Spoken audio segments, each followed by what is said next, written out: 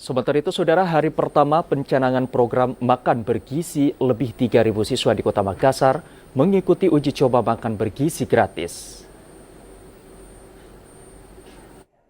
Program makan bergizi gratis yang dimulai pemerintah Senin 6 Januari ini secara nasional bertujuan membangun generasi sehat, cerdas dan produktif menuju Indonesia Emas tahun 2045.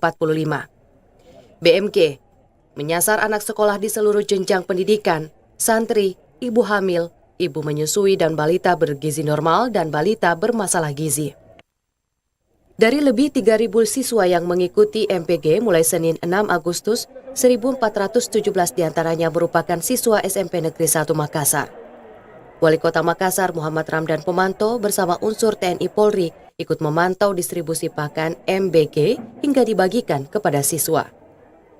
Salah seorang siswa kelas 98 Dewa Ayu menyatakan makanan yang disajikan dalam keadaan segar dan sesuai dengan cita rasanya sehingga menarik untuk disantap.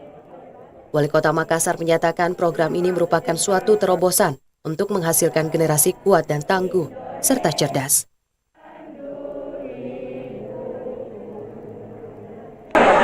Dimulai dari anak-anak kita, generasi baru kita, generasi the next generation kita.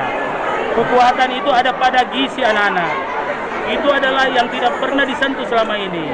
Dan saya lihat dari pelaksanaan program perdana ini, beberapa hal yang mesti kita koordinasikan dan kita bangun dengan baik. Yang pertama, misalnya anak-anak yang mau makan pakai tangan, berarti harus disiapkan wastafel dan sabun serta kebudayaan cuci tangan yang menjadi tradisi cuci tangan yang rutin. Yang kedua, soal minum. Nah, minum banyak anak-anak pakai botol plastik.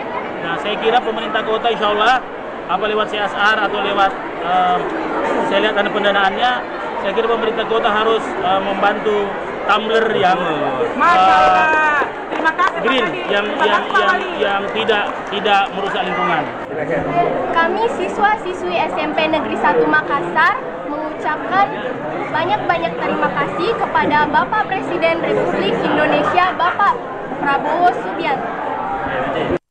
Menu yang disajikan pada hari pertama antara lain nasi, ayam, dan sayur serta buah-buahan. Mulai tahap produksi hingga distribusi mendapat pengawasan Satuan Pengawas Program Bergizi.